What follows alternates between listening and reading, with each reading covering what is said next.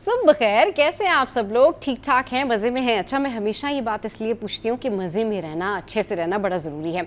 तो मैं बात करी थी कि आज है जुमे का दिन। जी हाँ, ये जो जुमे का दिन होता है ना, ये ऐसा दिन होता है जिस दिन दुआएं मांगनी चाहिए, और इसमें एक घड़ी ऐसी होती है जिसमें दुआ कबूल होती है। तो आपने मेरे लिए, मेरी टीम के लिए, सबके लिए दुआ करनी है, और हम भी आपको दुआओं में याद रखेंगे। और आपके जो मैसेजेस मुझे मिलते हैं उनके लिए बहुत शुक्रिया, और जिस तरह से आप लोग अप्रिशिएट करते हैं उसके लिए बहुत शुक्रिया। अब शो में आगे बढ़ते हैं और कुछ बात कर लेते हैं ख़वातीन के हवाले से। अच्छा जी, ख़वातीन के हवाले से मैं रोज़ाना कोई ना कोई एक ऐसी टिप, एक ऐसी बात शेयर करती हूँ जो ज़रूर उनके काम आ सकती है। तो आज मैं जो बात करने जा रही हूँ वो बहुत अहम भी है, लेकिन शायद उसको ख़वातीन इग्नोर भी कर देती हैं। वो ये है कि गर्मियों में जब कोई भी इवेंट प्लान होता है, या इस सीज़न में किसी भी घर में कोई तकरीब होती है, तो उसमें बहुत सारी ऐसी चीज़ें होती हैं जिसमें कुछ चीज़ों का ख्याल रखना चाहिए। मेनली ये कि जो ख़वातीन किचन में काम कर रही होती हैं, उस हीट में काम कर रही होती हैं, उस वक्त उनको ये ख्याल रखना चाहिए कि वो अपने बॉडी का जो टेम्परेचर है उसको मेंटेन करें। उसकी रीज़न ये है कि अगर आपने कोई तकरीब ऑर्गेनाइज़ की है और आप ख़ुद जो है वो गर्मी में हैं, आपका ख़ुद का बीपी लो हो रहा है, आप काम कर कर के निढाल हो रही हैं, तो उससे बेहतर ये है कि आप कोई ना कोई हाउस हेल्प अपने साथ रखें ताकि आप अपना इवेंट एंजॉय कर सकें। आपने देखा होगा कि बड़े बड़े इवेंट्स होते हैं, ख़वातीन ख़ुद घर में खाना बना रही होती हैं, 20 लोग आ रहे हैं तो खाना बना रही हैं, 30 लोग आ रहे हैं तो खाना बना रही हैं, और ये सारी चीज़ें होती हैं और हर घर में ऐसे ही होता है। लेकिन सीज़न देख के तकरीबात रखें, सीज़न देख के दावतें रखें, और अगर आपने दावत रख ली है तो ज़रूर अपने साथ एक हाउस हेल्प रखें ताकि आपकी एनर्जी डाउन नहीं हो, ताकि आप ख़ुद अपनी दावत को एंजॉय कर सकें। वरना मोस्टली ख़वातीन जब शाम को दावत का टाइम होता है तो बहुत ज़्यादा थक जाती हैं, मेहमानों से उस तरह से बात नहीं कर पाती हैं, और सारा वक्त जो है वो उसी में लगी रहती हैं कि जी किचन में क्या कुछ है, क्या पका के लेके जाना है, कितने जो है वो क्रॉकरी रखनी है। तो सीज़न देखकर दावतें रखें, थकन से बचें। अच्छा जी, आगे बढ़ते हैं और ख़बरें आपके साथ में जो है वो शेयर करते हैं। ख़बरें क्या हैं? ख़बरें कुछ ये हैं कि कराची का अब्बासी शहीद अस्पताल है। अच्छा जी, अब इस अस्पताल के हवाले से जो इसका वार्ड है, जो बच्चों का वार्ड है, वहाँ के हवाले से जो खबर है वो मैं आपके साथ में शेयर करने जा रही हूँ। कराची के अब्बासी शहीद अस्पताल के बच्चों के वार्ड से ऑक्सीजन लाइंस के पाइप और दीगर सामान चोरी होने की इतलात सामने आई हैं। अच्छा जी, अब जिस तरीके से ये ख़बर है, तो ये ख़बर सुनने के बाद ना दिल दहल सा जाता है, इंसान हैरान हो जाता है कि ऐसा भी हो रहा है। ज़राए के मुताबिक चोरी के दौरान वार्ड में निगरानी के कैमरास का जो रुख है वो तब्दील कर दिया गया था, जिसके बायस वाक़ई की मौसम निगरानी मुमकिन ना रह सकी। ज़राए का कहना है कि कई घंटों तक जारी रहने वाली इस चोरी में अस्पताल के बाज़ मुलाजमीन के मुलव्विस होने का भी शुबा ज़ाहिर किया जा रहा है। अच्छा जी, ऐसा भी कहा जा रहा है कि ऑक्सीजन पाइपलाइन को नुकसान पहुंचने या कटने की सूरत में अस्पताल की जो ऑक्सीजन सप्लाई निज़ाम है और दीगर मुतल्लिका लाइन्स हैं वो भी मुतासर हो सकती हैं। इससे बड़ी प्रॉब्लम हो सकती है, जिससे मरीज़ों को, खुसूसन बच्चों को, मुश्किलात का सामना करना पड़ सकता है। और दूसरी जानिब अस्पताल इंतज़ामिया ने वाक़े को मामूली नौइयत का करार देते हुए कहा है कि मामले की तहकीकात जारी हैं और हक़ाइक़ सामने आने के बाद ज़िम्मेदारान के ख़िलाफ़ कार्रवाई अमल में लाई जाएगी। मतलब ये वो सिचुएशन है जो हमारे अस्पतालों की सिचुएशन है। ये ऑक्सीजन लाइंस के जो पाइप हैं और दीगर सामान चोरी होने के हवाले से ये ख़बर थी। मतलब ये लम्हा फ़िक्रिया है, ये सोचने वाली बात है कि अब अस्पतालों में भी ऐसा हो रहा है जहाँ पर मरीज़ ख़ुद ज़िंदगी और मौत की कशमकश में है। वहाँ से जब ये ख़बरें आती हैं ना तो वाकई दिल बहुत ख़राब होता है, और इन हेल्थ सेक्टर पे बहुत तवज्जो देने की ज़रूरत है। आगे बढ़ते हैं, एक और ख़बर आपके साथ में शेयर करते हैं। ख़बर ये है कि कराची में ख़वातीन को बाइख्तियार बनाने की जानिब एक अहम कदम उठाते हुए ट्रैफिक पुलिस के ज़ेर एहतमाम शी ड्राइव्स कराची प्रोग्राम के शुरका में असनाद तकसीम की गई। अच्छा जी, सईदाबाद ड्राइविंग ट्रेनिंग स्कूल में मुनक्किदा तकरीब में एडिशनल IG कराची आज़ाद खान, DIG ट्रैफिक पीर मोहम्मद शाह और दीगर आला हुकाम ने शिरकत की। प्रोग्राम के तहत ख़वातीन को महफूज ड्राइविंग, ट्रैफिक कवानीन और सड़कों पर ज़िम्मेदाराना रवैयों से मुताल्लिक़ अमली तरबियत फ़राहम की गई। अच्छा, इस तकरीब से ख़िताब करते हुए मुकर्रिरीन ने कहा कि ख़वातीन को ड्राइविंग जैसी आम महारतों से आरास्ता करना उनकी खुद मुख्तारी और एतमाद में इजाफे का बायस बनता है। एडिशनल IG कराची आज़ाद खान ने तरबियत मुकम्मल करने वाली ख़वातीन में असनाद तकसीम करते हुए कहा कि शी ड्राइव्स कराची न सिर्फ ख़वातीन को बाएतमाद बनाता है बल्कि उन्हें ज़िंदगी के मुख्तलिफ़ शोबों में आगे बढ़ने के नए मौक़े भी फ़राहम करता है। अच्छा, अब ये जब तकरीब ख़त्म हुई तो फिर यादगारी शील्ड जो है उसका भी तबादला किया गया। चलिए जी, ये ख़बरें थी आज की जो मैंने आपके साथ में शेयर की। शो में यह वक्त तो एक ब्रेक का, ब्रेक के बाद वापस आएंगे, फिर आपको मिलवाएंगे ज़बरदस्त पर्सनैलिटीज़ से।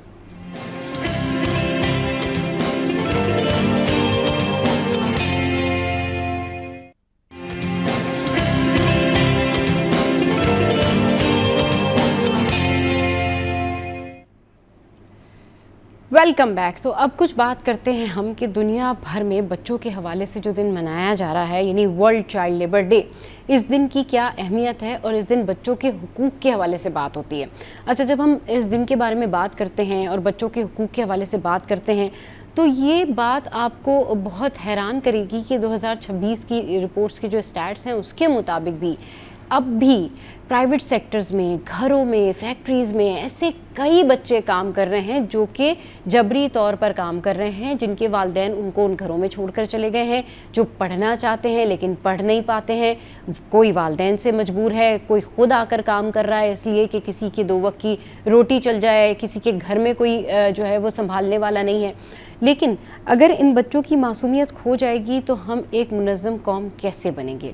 अगर ये बच्चे पढ़ नहीं पाएंगे और बचपन से ही इनके साथ जो सलूक होता है ये सलूक होगा तो ये बड़े होकर बाकियों के साथ भी यही सलूक करेंगे।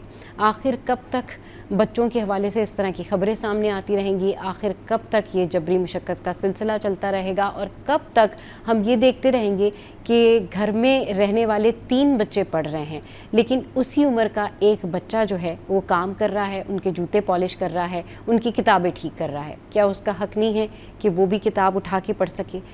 इस हवाले से बात करने के लिए हमें सलमान भाई ने ज्वाइन किया है, उनको शो में वेलकम करते हैं। अस्सलाम वालेकुम सलमान भाई, गुड मॉर्निंग, कैसे हैं आप?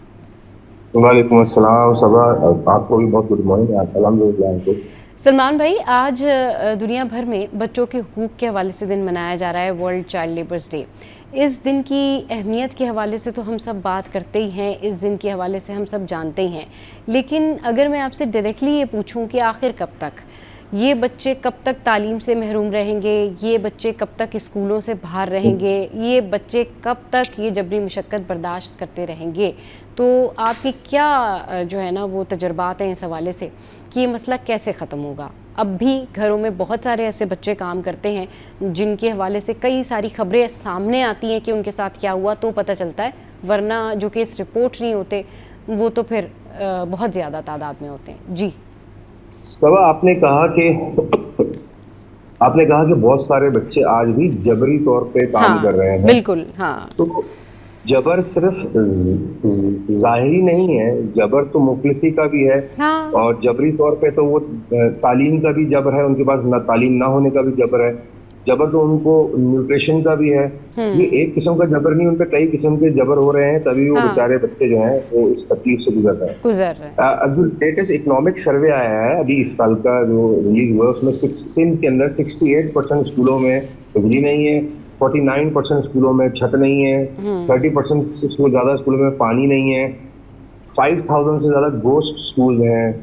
ये जो आलम अरबाब है हमारे जो हुक्मरान है उनको ये सब कुछ नजर नहीं आता। क्या इसमें कोई, ये कब तक होगा? ये जब तक होगा जब तक जहल हमारे माशरे से खत्म नहीं होगा, जहालत खत्म नहीं होगी। ये जब तक होगा जब तक हम तालीम को आम नहीं करेंगे, जब तक होगा जब तक हम मुफलिसी को खत्म नहीं करेंगे, ये जब तक होगा जब तक हम अपने कौम को डायरेक्शन नहीं देंगे, अपने नौजवानों को लगाम उनके हाथों में नहीं देंगे, तब तक कम इल्म, बेशऊर, जहालत से भरे लोग,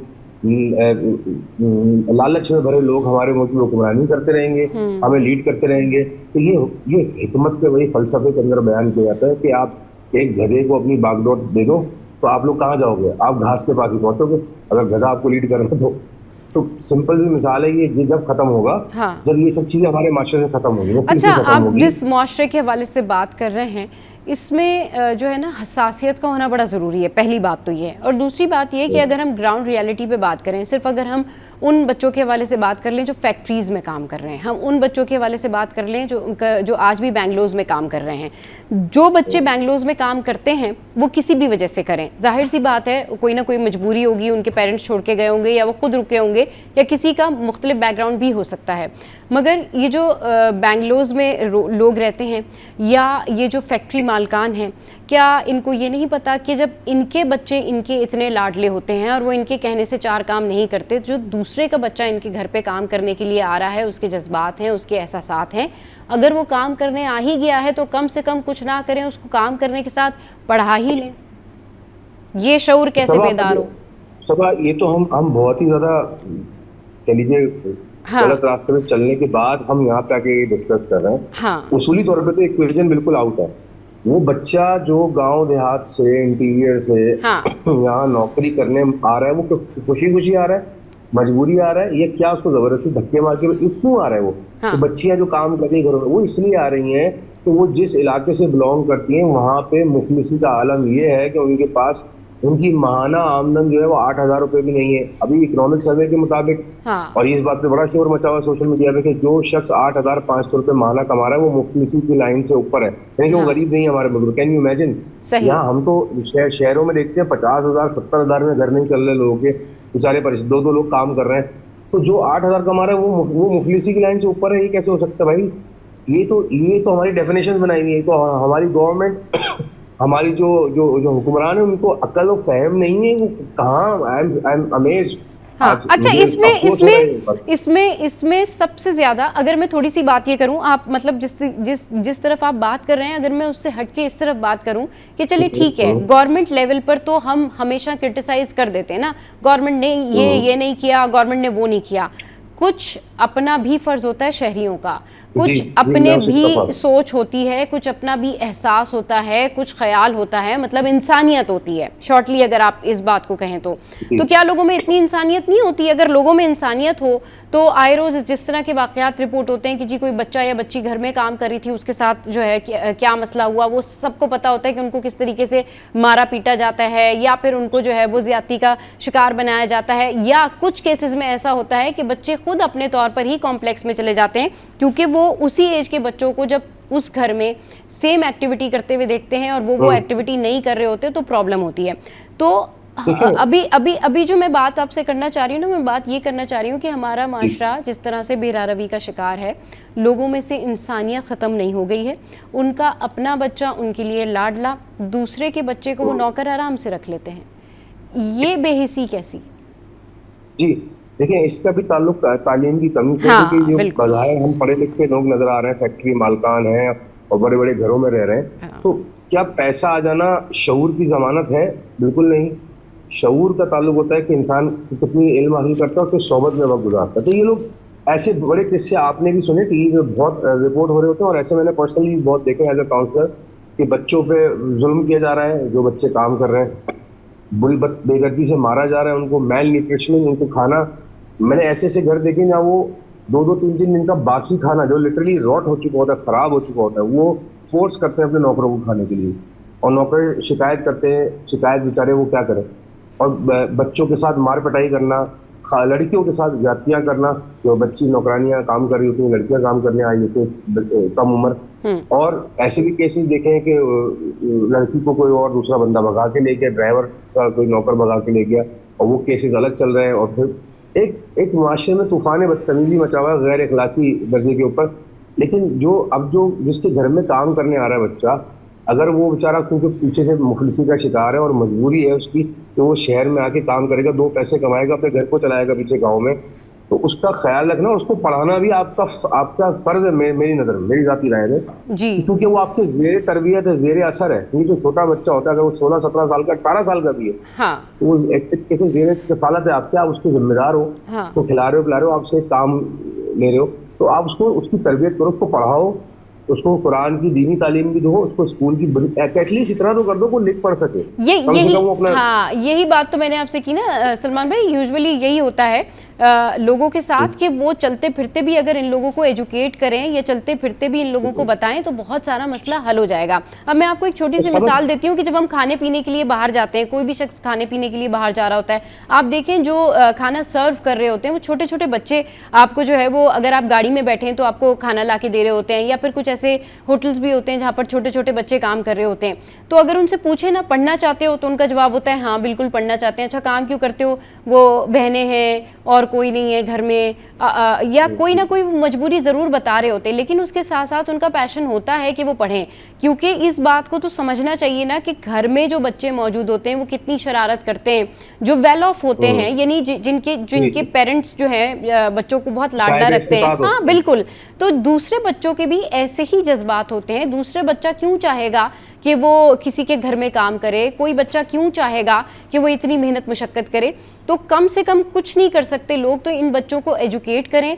पर्सनली मैं जब भी कभी बाहर जाती हूँ और इस तरह से मैं देखती हूँ कि कोई बच्चा मुझे सड़क पे नज़र आया जो सर्व कर रहा है, गाड़ियों में जाके चाय दे रहा है, या फिर वो होटल में काम कर रहा है, आई ऑलवेज आस्क हिम कि भाई तुम पढ़ना चाहते हो, तुम यहाँ क्यों हो, तुम्हें तुम्हारे राइट्स पता हैं, कम से कम इन बच्चों को जी राइट्स बता दें। जी बिल्कुल बिल्कुल, बोलिए। मैं माजरत करता कलामी, जी नहीं बिल्कुल, हाँ जी। देखिए ये तो आपकी जाती अप्रोच है, बहुत काबिल तारीफ है, काबिल एहतराम है, मेरी भी जाती अप्रोच यही है, ऐसे कई और लोग मिल जाएंगे। लेकिन क्या ये मसले का हल बन जाएगा? क्या हम सोसाइटी एट लार्ज को सही कर पाएंगे इससे, मैं और आप अकेले मिलके? नहीं, बिल्कुल हम अपना रोल प्ले कर सकते हैं, हर इंसान को अपना रोल प्ले करना चाहिए, इसमें कोई शक नहीं। लेकिन ये जो एक सोसाइटी एट लार्ज का जो जिम्मेदारी है कि 1,25,00,000 बच्चा खैबर पख्तूनख्वा में मेल न्यूट्रिशन है और अंडर न्यूट्रिशन है, और 1 करोड़ 1.5 करोड़ के करीब बच्चा सिंध के अंदर जो है वो मेल न्यूट्रिशन है। 7,25,00,000 की आबादी 8,000 से कम माहाना कमा रही, तो वो क्या न्यूट्रिशन मिलते होंगे उन बच्चों को? और 50% से ज्यादा आबादी हमारी यंग है। तो इमेजिन करिए सोसाइटी एट लार्ज किधर जा रही है। हम फिटनेस की बात करते हैं अक्सर प्रोग्राम में, मैं आपके साथ फिटनेस की बात करता हूँ। जो हमारा माशरा है, जो हमारा नेशन है, हमारी कौम है, उसकी भी तो एक इज्तिमाई फिटनेस है, वो किधर जा रही है? वो मेल न्यूट्रिशन है, वो मिस न्यूट्रिशन है, वो मिस गाइडेड है। और उसकी वो न्यूट्रिशन क्या है? वो तालीम है, वो न्यूट्रिशन। मुफलिसी को खत्म करना वो न्यूट्रिशन है, यानी कि रिस्क की फरावानी जो है वो न्यूट्रिशन है हमारे माशरे का। सही, बिल्कुल। तो सलमान भाई, हाँ, आज के दिन के हवाले से आप ओवरऑल मैसेज क्या देना चाहेंगे? क्योंकि ये इतना बड़ा टॉपिक है, इसके ऊपर इतनी बात हो सकती है कि शायद इसके ऊपर कई अगर हम प्रोग्राम्स करें तो वो भी कम पड़ जाएं, लेकिन क्योंकि टाइम शॉर्ट होता है तो मैं चाहूँगी कि आज आप इस हवाले से मैसेज ज़रूर दीजिए। मैं छोटी सी बात कहना चाहूँगा कि आपके जो यूथ है, यंग बच्चे हैं जो अभी इस वक्त अंडर द एज ऑफ 10 है, वो आपका आने वाला कल है आपकी कौम का। अगर उनको न्यूट्रिशन नहीं मिल रही, उनको तालीम नहीं मिल रही, तो आप अपना कल भूखा कर रहे हैं, कल मुफलिस कर रहे हैं, और कल अपना जहालत में डुबा रहे हैं। तो जो अरबाब इख्तियार हैं वो भी गौर करें, और हम बहैसियत इंसान पाकिस्तानी शहरी नेशनलिटी के, कि हम इंडिविजुअली, जैसे आपने कहा, अगर आपके जेर असर एक बच्चा भी है जो काम करने वाला आपके फैक्ट्री में है, आपके घर में, अगर किसी तरह भी आपके जेर असर है, उसको तालीम दे दीजिए प्लीज़। बिल्कुल, उसको तालीम दे दीजिए और उसको बता दीजिए कि उसके राइट्स क्या हैं, क्योंकि बच्चों को ये बताना बड़ा ज़रूरी है कि उनके राइट्स क्या हैं। कभी भी कहीं आप किसी को मिलते हैं, किसी को आप देखते हैं ऐसे बच्चे को, तो आप कुछ नहीं कर सकते, उसको एजुकेट कर दीजिए। 2 मिनट नहीं लगते, अगर आप उससे बात करेंगे, उसे बताएंगे कि अगर तुम चाहो तो तुम्हारी ये राइट्स हैं, कानून में तुम्हारे लिए ये कुछ है, लॉ तुम्हारे लिए इस हवाले से ये बात करता है, तो कम से कम उसे पता चलेगा कि अगर वो अपने लिए आवाज़ उठा सकता है, अगर वो किसी सेफ जगह पर जा सकता है, किसी हेल्पलाइन पे कॉल कर सकता है, तो वो ज़रूर ये कदम उठा सकता है। चलिए जी, सलमान भाई, आपका बहुत शुक्रिया आपके कीमती वक्त के लिए। शो में यहाँ वक्त तो एक ब्रेक का, ब्रेक के बाद वापस आते हैं, फिर एक और टॉपिक डिस्कस करेंगे।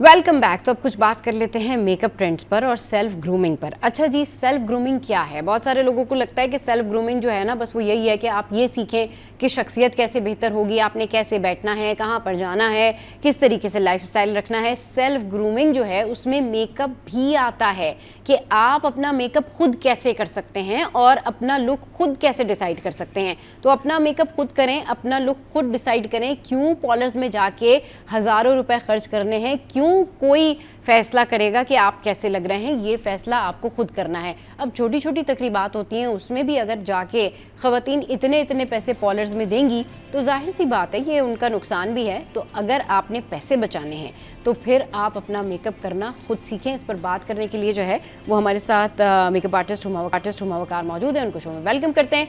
अस्सलाम वालेकुम हुमा, कैसी हैं आप? Good morning. वालेकुम वालेकुम सलाम, गुड मॉर्निंग सबा, कैसी हैं आप? मैं बिल्कुल ठीक ठाक। हुमा, ये बताएं कि जब हम सेल्फ ग्रूमिंग की बात करते हैं तो बहुत सारी खवातीन ये समझती हैं कि सेल्फ ग्रूमिंग जो है बस इसी चीज़ का नाम है कि उनको लाइफस्टाइल सीखना है। सेल्फ ग्रूमिंग में मेकअप भी आता है, तो अपना मेकअप घर बैठे खुद कैसे कर सकते हैं और हज़ारों रुपए बचाए जा सकते हैं इससे? हुमा, आपको मेरी आवाज़ आ रही है? जी सबा, अच्छा क्वेश्चन किया आपने। जी ऐसे जी। लोग अ, जी, ऐसे लोग जो सैलून्स नहीं जा सकते या उसका कोई रीजन है, तो वो घर पे बैठ के भी ऐसे ये काम कर सकते हैं। उसके लिए उनको सबसे बेसिकली ये चाहिए होगा कि उनको ये खुद पता हो कि उनकी स्किन कैसी है, उसका टेक्सचर कैसा है, कलर टोन क्या है, और उसके अकॉर्डिंग वो अपनी प्रोडक्ट परचेज करें। अगर ऑयली स्किन है, ड्राई स्किन है, वट जैसी भी स्किन है और जैसे भी कलर टोन है, वो वैसे ही अपनी जो प्रोडक्ट है वो उसके अकॉर्डिंग चूज करें। और उसकी एप्लीकेशन आपको पता है कि जनरली बच्चियों को आइडिया होता है कि कैसे बेस अप्लाई करनी है, या प्राइमर अप्लाई करना है, या कंसीलर अप्लाई करना है। तो वो आप उसकी प्रैक्टिस करें और उसको घर में आप बहुत अच्छे तरीके से कर सकते हैं। सही। अच्छा, ये बताएं बेसिक्स क्या है, सबसे पहले क्या सीखें जब घर बैठे मेकअप करना है? सेल्फ ग्रूमिंग में मेकअप भी शामिल है, तो मेकअप कैसे करें? सबसे पहले आप क्या बताएंगी कि फर्स्ट स्टेप क्या है, बेस कैसे लगाई जाए, फिर आई शेड का इंतखाब कैसे किया जाए, ब्लश जो है वो किस तरह से लगाया जाए, पीच में लगाया जाए, ब्राउन में लगाया जाए, कौन सी टोन किस टोन को मैच करेगा? थोड़ा सा जर्नल बेसिक बता दीजिए मेकअप ट्यूटोरियल के हवाले से। जी सबा, सबसे पहले तो हमने अपनी स्किन को क्लीन करना है। ठीक। उसके लिए आप क्लेंजर का इस्तेमाल करेंगी, और जो सबसे बेसिक है उसके बाद आप टोनर जरूर यूज करेंगी। टोनर आपकी जो पोर्स होते हैं उनको क्लोज करता है, और उसको अप्लाई करने के बाद आप उसको ड्राई रखें। जब तक वो ड्राई ना हो उसके ऊपर कोई और चीज अप्लाई ना करें। अगर आपकी जो स्किन है वो पोर्स बहुत ज्यादा विजिबल हैं, जी। तो जो आप प्राइमर यूज करेंगी वो सिलिकॉन बेस होगा, और वो आपके जो पोर्स है उनको ब्लर करेगा, जिससे आपको एक तो आपकी स्किन जो है वो बहुत अच्छी टाइट लगेगी। दूसरा क्या है कि जब आप मेकअप करेंगे तो आपके जो ओपन पोर्स है वो विजिबल नहीं होंगे। सही। उसके बाद आप जो कंसीलर है, अगर आपके कोई डार्क सर्कल्स हैं तो अपनी स्किन टोन में, या अपनी स्किन टोन से एक टोन डार्कर, आप उससे कंसील करके उन डार्क सर्कल्स को, या ब्राउन स्पॉट्स हैं, या पिगमेंटेशन है, वट कोई भी चीज है, जी। आप उसको कंसील करेंगे। ठीक। उसको कंसील करने के बाद आप अपनी बेस अप्लाई करेंगे। ठीक।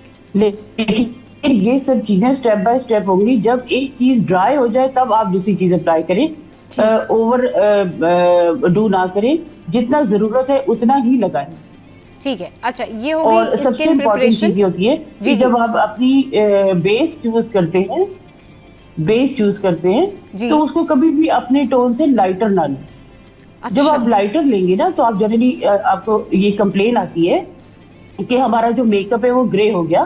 तो वो ग्रे होने की रीजन ये होती है कि आप अपने कलर टोन से हाँ। लाइटर टोन पे जाके बेस को चूज करते हैं, इस वजह से वो बाद में ग्रे। सही। अच्छा, ठीक है। अब आपने स्किन प्रिपरेशन तो बता दी कि इस तरीके से ये बेसिक है मेकअप की। इसके आगे जो स्टेप्स हैं वो बताइए कि अगर किसी ने फाउंडेशन अप्लाई करना है तो उसका तरीक़ेकार क्या है, अगर किसी ने स्टिक लगानी है तो उसका तरीक़ेकार क्या है? जी जी हुमा। जी बिल्कुल। सब अगर स्टिक आप कंसीलर लगा रहे हैं तो आई थिंक कि आपको स्टिक की जरूरत नहीं पड़ेगी। ठीक। और अगर आप कंसीलर लगा के अपने स्किन को कंसील कर लिया, और बेस अपनी जो टोन है वो आपने इक्वल उस पे ले आए टोन पे, पिगमेंटेशन को खत्म कर दिया आपने कंसील करके, तो उसके बाद आप अपनी टोन के अकॉर्डिंग बेस अप्लाई करेंगे। उसको एप्लीकेशन का प्रोसीजर ये होगा कि उसको आप लाइक एक, जिसे कहते हैं ना कि बहुत ओवरडू, बहुत ज्यादा लगा दे रहे, वो नहीं करेंगे आप हमेशा स्पंज से टैप करके लगाएंगे। जब आप टैप करके लगाएंगे तो वो आपकी स्किन में साथ साथ एब्जॉर्ब होते रहेगा, उसकी वजह से आपका ओवरडू नहीं होगा।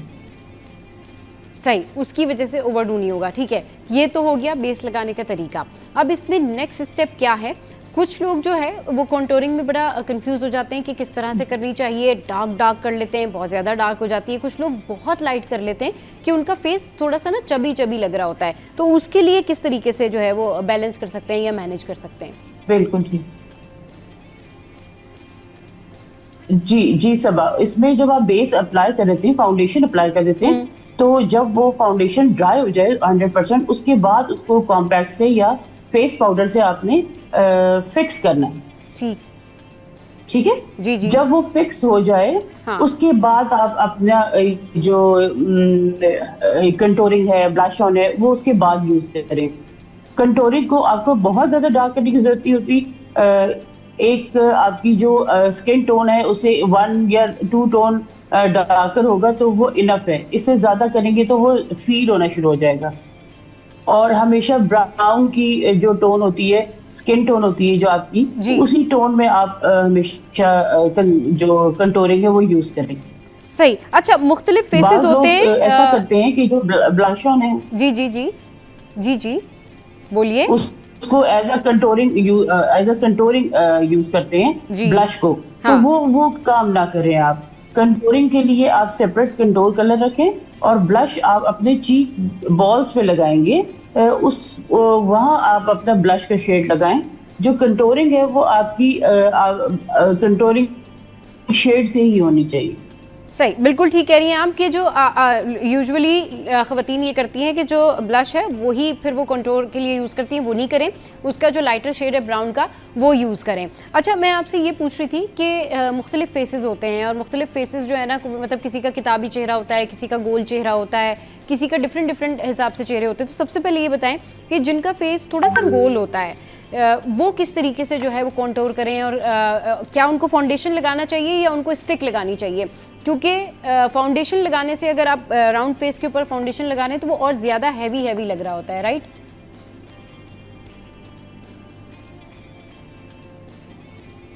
बिल्कुल ठीक है दीदी।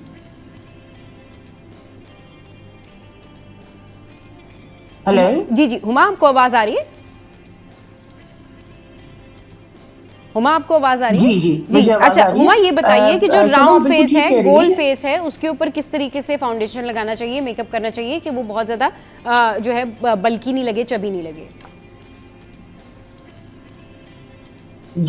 जी सबा, इसमें आप हमेशा जो कंटोरिंग है वो आपके जो टेम्पल्स होते हैं, हाँ। वहां से आप स्टार्ट करेंगे, क्योंकि जब आपका टेम्पल कंटोर होगा तो ही आपके राउंड शेप जो है वो आपके लेंथ में जाएगी, फेस जो है वो लेंथ में जाएगा। तो हमेशा टेम्पल से स्टार्ट करेंगे और टुवर्ड्स आपका लिप्स है, लाइक आपके जैसे एंगल आपका होता है ना स्लाइड में, बिल्कुल जी जी, स्लाइड एंगल में आपकी कंटूरिंग होगी राउंड शेप पे हमेशा, और वो आपको आपके फेस को स्लिम और आपको लॉन्ग दिखाएगा। सही, मतलब वो स्लिम लगेगा, थोड़ा सा ऐसा लगेगा कि नहीं ये बहुत जो है ना वो किसको कहना चाहिए कि जिस तरह से मैट मेकअप लुक होती है वो वाली उसकी लुक जो है। हाँ जी बहुत राउंड शेप, चबीनेस थोड़ी सी कम लगेगी। राउंड शेप के फेस,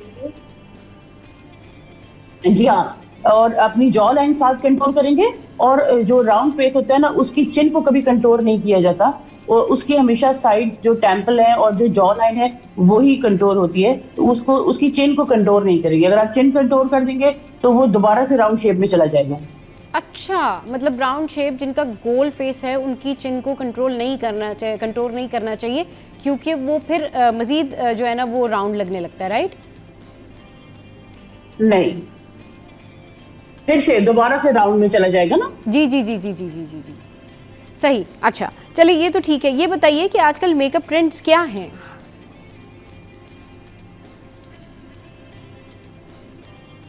देखिए सबा, जो जिस हिसाब से गर्मी पड़ रही है ना, हाँ। उस हिसाब से जो मेकअप ट्रेंड्स है, एक तो वैसे भी नो मेकअप लुक का जो ट्रेंड था वो ट्रेंड में था, और अब जो गर्मियां आ गई हैं तो उस गर्मियों में भी आपको पता है कि नो मेकअप जो लुक है वो आपको ज्यादा बेटर दिखाती है, ज्यादा बेटर आप फील करते हो, क्योंकि लाइक नहीं करते कि यार मैंने अगर कोई कलर लगा रही है तो मैं कैसी लग रही हूँ, लिपस्टिक का शेड लगा लिया है तो कैसी लग रही हूँ। तो इसमें समर में आप जितना न्यूड में रहेंगे उतना ज़्यादा बेहतर है। सही, उतना ज़्यादा है। बहुत शुक्रिया हुमा आपके कीमती वक्त के लिए। आपने अपना कीमती वक्त हमारे शो के लिए निकाला। शो में यह वक्त तो एक ब्रेक का, ब्रेक के बाद वापस आएंगे, फिर दीगर पर्सनैलिटीज़ से आपको मिलवाएंगे।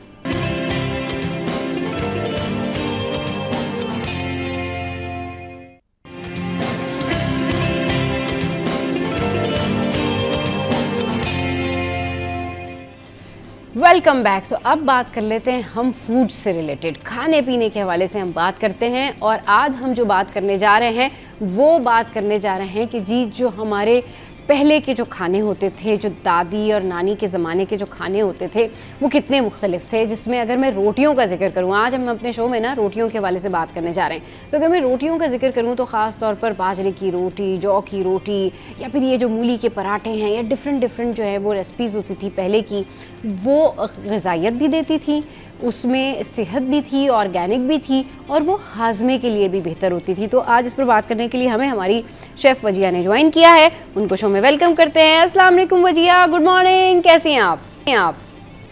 गुड मॉर्निंग सबा, मैं बिल्कुल ठीक। आप कैसी हैं? मैं बिल्कुल ठीक ठाक। वजिया, आज हम जो है ना रोटियों के हवाले से बात करने जा रहे हैं। बाजरे की रोटी, सरसों का साग, जौ की रोटी, मूली के पराठे। ये बताएं कि ये पुराने दौर में, अब भी बहुत सारे लोग बनाते हैं, लेकिन पुराने दौर में स्पेशली जब ये रोटियां बनाई जाती थी तो यही कहा जाता था कि ग़िज़ाइयत से भरपूर है, बड़ा ऑर्गेनिक तरीके से लोग उसको जो है वो प्रेजेंट करते थे, और ख़ुद भी ये रोटियां बड़ी ऑर्गेनिक होती हैं। कितनी बेनिफिशियल है सेहत के लिए आज के हिसाब से जो जंक फूड लोग खाते हैं, और ये जो पुराने ज़माने की जो रोटियों की जो तरकीबात थी, ये कितनी मुख्तलिफ हैं और कितनी बेनिफिशियल है? अच्छा सबा, हमारा जो नानी दादियों वाला ट्रेंड था ना, हाँ। वो somehow फिर से रिवाइव हो रहा है। Right. क्योंकि पहले लोगों को नॉलेज नहीं थी इतना, लोग जो है वो गंदम की रोटी या फिर ना गंदम के अंदर मैदा मिक्स करने वाली जो रोटी होती है ना, जो एक फाइन आटे की रोटी होती है, वो खा रहे होते थे। हाँ। लेकिन अभी ना अवेयरनेस बहुत ज्यादा आ गई है, और इतनी अवेयरनेस आ गई है कि जो हमारी नानी दादियां करती थी ना, वो वापस से जो सिलसिला है ना वो रिवाइव हो रहा है। और लोगों को ना अपनी हेल्थ बहुत इंपॉर्टेंट हो गई है, क्योंकि वेट लॉस लोग बहुत शौक से कर रहे हैं आजकल, क्योंकि वो वेट लॉस का भी ट्रेंड बना हुआ है। हाँ। कि पहले आप मोटे होते हैं, फिर आप डाइट करके पतले हो जाते हैं।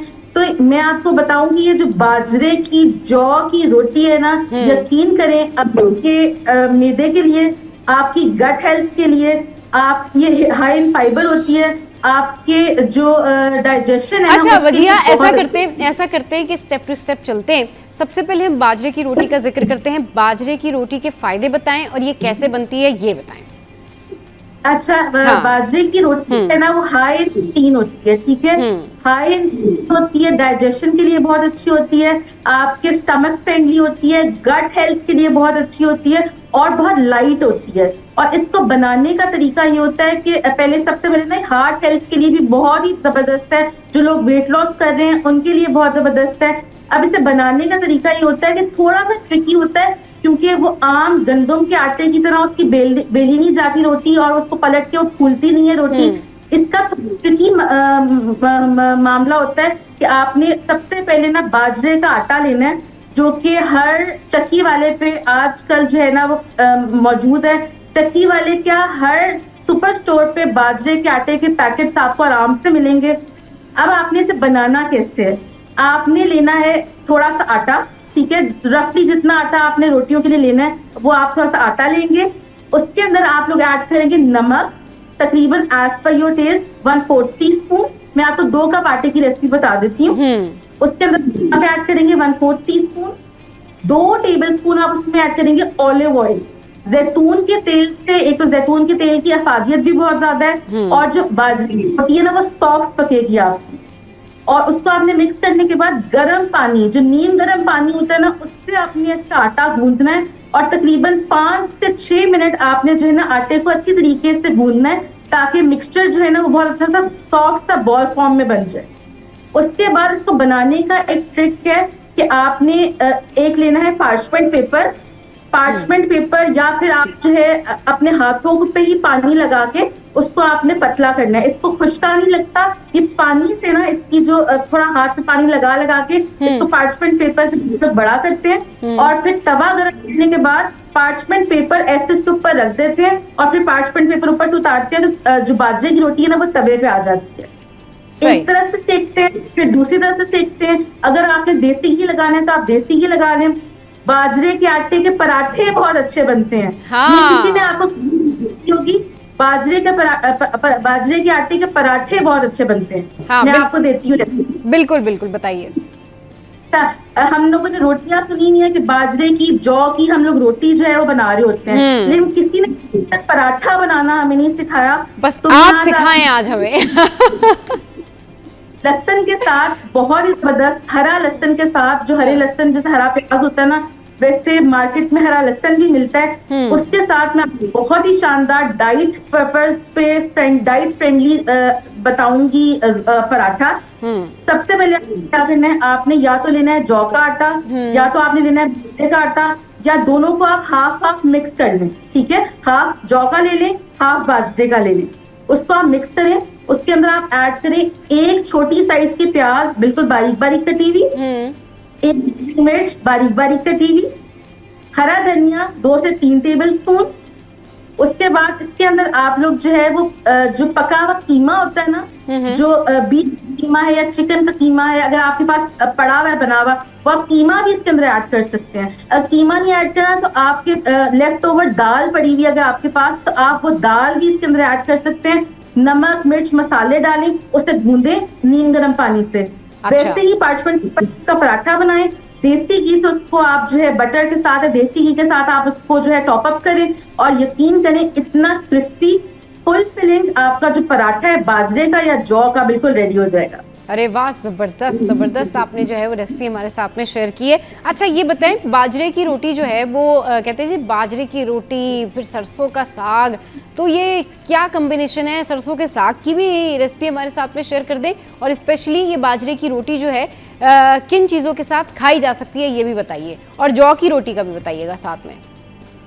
सबा, मैं आपको बताऊं कि आप जौ की रोटी और बाजरे की रोटी हर चीज के साथ, हर सालन के साथ एंजॉय कर सकते हैं, क्योंकि ये आम नॉर्मल रोटी की तरह नहीं होती है। बस हाँ फर्क ये होता है कि ये फूलती नहीं, ये थोड़ी सॉफ्ट नहीं होती, ये थोड़ी क्रिस्पी होती है, दानेदार होती है। लेकिन इसको आप आलू गोश्त के साथ, कढ़ाई के साथ आप सब्स्टिट्यूट कर लें, गंदम के आटे से सब्स्टिट्यूट होके। अब जिनको अवेयरनेस है ना वो जौ और बाजरे की रोटी पे जो है ना वो मल्टीग्रेन आटे के मतलब भी मैं आपको बताऊंगी। मल्टीग्रेन आटा जो है ना उसमें 3-4 आटे का मिक्स होता है, जिसमें आप लोबिया होता है, चने होते हैं, उसके बाद बेसन होता है और जौ बाजरे का मिक्स होता है। तो मल्टीग्रेन आटा बहुत ज्यादा फेमस है आजकल और हर किसी को अवेयरनेस है, तो हर किसी चीज के साथ आप इसको एंजॉय कर सकते हैं। आलू गोश्त हो गया, भिंडी हो गई, दाल हो गई, आपने जो है वो बस सब्स्टिट्यूट करना है, मैदे को अवॉइड करना है और मैदे और गंदम की जगह आप जो है बाजरे, जौ और मल्टीग्रेन की रोटी जो है ना वो इस्तेमाल करें। अच्छा ज़बरदस्त, ये तो आपने बताया कि ये रोटियां इस्तेमाल करनी है। अच्छा ये बताइए कि जो आम गंदम की रोटियां होती हैं या ये जो जौ की रोटी है, बाजरे की रोटी है, इनकी अफादियत और ग़िज़ाइयत में क्या फ़र्क है? अच्छा, जो गंदम की रोटी होती है ना सबा, वो थोड़ी सी लाइट होती है। गंदम की रोटी जो लाइट होती है वो आपको जो है जल्दी डाइजेस्ट हो जाती है। बाजरे जवार और जौ की जो रोटी होती है ना वो स्लाइटली जो है ना वो आपको मतलब कि वो छोटी भी बनती है एक तो, और आपको वो 2-3 आप आराम से खा रहे होते हैं। लेकिन जो बाजरे और जौ की रोटी है ना वो हाई इन प्रोटीन होती है। आप यकीन करें कि डाइजेशन में आपके इतने फर्क पड़ेगा। जो गंदम की रोटी होती है ना वो आप जरा 2-3 आराम से खा लेते हैं, लेकिन बाजरे और जौ की रोटी ना थोड़ी सी मैं आपको समझाने की कोशिश करी कि थोड़ी सी ना मतलब कि स्ट्रॉन्ग होती है। ये आप 1 से 2 ज्यादा नहीं खा सकते। ये आपको फुल फिलिंग रखती है। मतलब मेरा कहने का है कि ये आपको फुल फिलिंग रखती है बहुत देर तक, और आपका जो हाथ है ना वो भी ठीक रहेगा इससे। और इसके अंदर जो है हार्ट हेल्थ के लिए बहुत अच्छी है ये। इसमें आयरन बहुत होता है। जो जौ की रोटी है ना इसके अंदर आयरन की बहुत ज्यादा मिकदार होती है। सही। अच्छा, मूली के पराठों का जिक्र करते हैं। मूली के पराठे भी लोग बहुत शौक से खाते हैं, इसके भी बताइएगा क्या फ़ायदे हैं। और कहते हैं कि बहुत ज़्यादा मूली का पराठा नहीं खाना चाहिए, उससे पेट का प्रॉब्लम होता है, तो क्या ये सही है वजिया?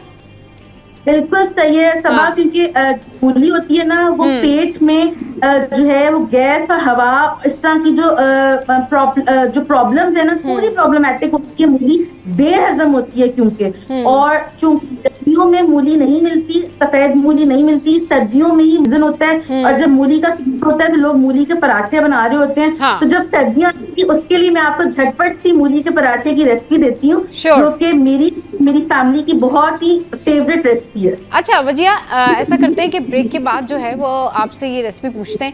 अभी हम ब्रेक पे जाना है, ब्रेक पे जाते हैं, वापस आते हैं, फिर वजिया से पूछते हैं कि जी मूली के जो पराठे हैं वो कैसे बनते हैं। हमारे साथ रहिए।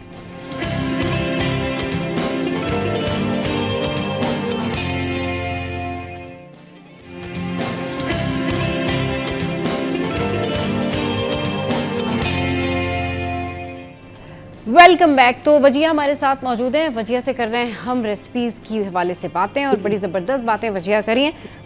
वजिया ये बताइए कि आप मूली के पराठों की रेसिपी हमारे साथ में शेयर करी थी, जल्दी से रेसिपी शेयर कीजिए, हमें आपसे बहुत सारी रेसिपीज़ पूछनी है। अच्छा जी, बिल्कुल। मूली के पराठे के लिए आपने क्या करना है, आपने लेने हैं मूली, हाँ। जितनी मर्जी ले लें, 4 ले लें। उसको आपने छिलका उतार के कद्दूकस करना है। और जो मूली के पत्ते होते हैं ना, जो मूली के साथ लगे होते हैं, वो फेंकने नहीं है। वो ग्रीन पत्ते आपने बारीक बारीक काटने हैं। कद्दूकस मूली के अंदर वो पत्ते ऐड करने हैं, उससे बहुत अच्छा फ्लेवर, जायका और फादियत आएगी।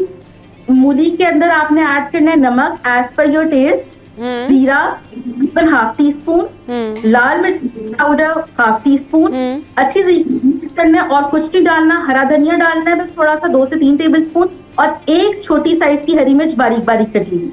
उसके बाद आपने आटा गूंदना है, जैसे रेगुलर हम लोग अपने गंदम का आटा गूंदते हैं। हाँ।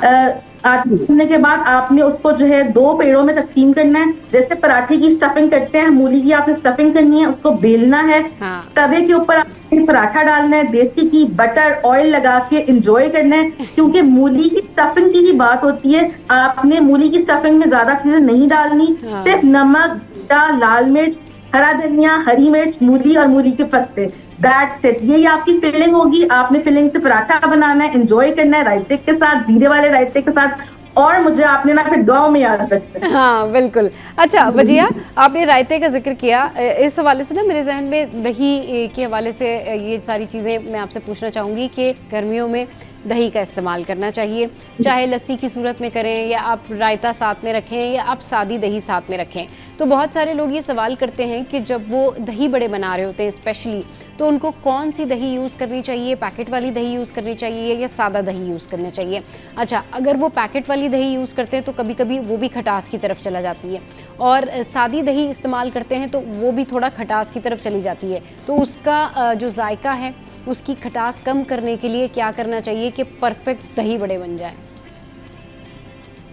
अच्छा सबा, सबसे पहले मैं यहाँ पर एक बात कहूंगी कि आपने या तो घर का जमा हुआ दही लेना है, या तो आपने बाजार का लेना है। अब वो पैकेट वाले दही नहीं होती, ठीक है, वो दही नहीं होती, वो केमिकल्स होते हैं, क्योंकि उसके अंदर प्रिजर्वेटिव बहुत ज्यादा डले होते हैं। लेकिन फॉर एग्जाम्पल आप ले रहे हैं, इशू नहीं है, अगर आप ले रहे हैं, हमेशा से लेते आ रहे हैं, आपकी मर्जी है। लेकिन मैं प्रेफर करूंगी कि घर में दही को जमाएं। अगर आप दूध के साथ घर में दही जमाएंगे, आप यकीन करें, एक तो बरकत भी बहुत ज्यादा होगी, और जो है वो दही जो है बहुत खालिश होगा।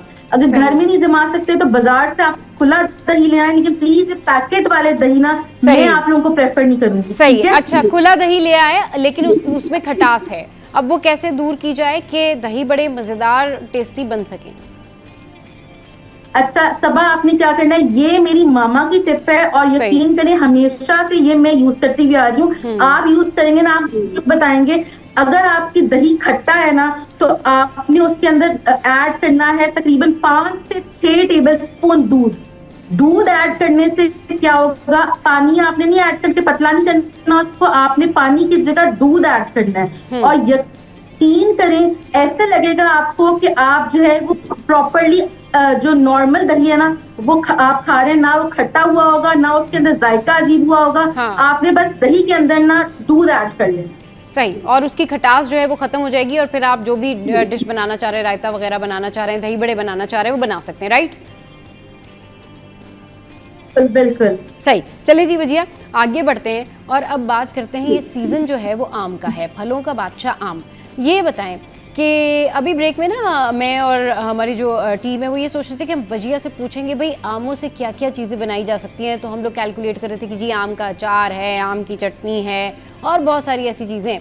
तो हमें तो यही सारी चीज़ें समझ में आई, बट आप हमारे साथ में शेयर कीजिए कि आम से जो है वो क्या क्या चीज़ें बनाई जा सकती हैं and what do you prefer, आपकी स्पेशलिटी क्या है, आप क्या बनाती हैं सबसे स्पेशल चीज़ आमों की डिश के हवाले से।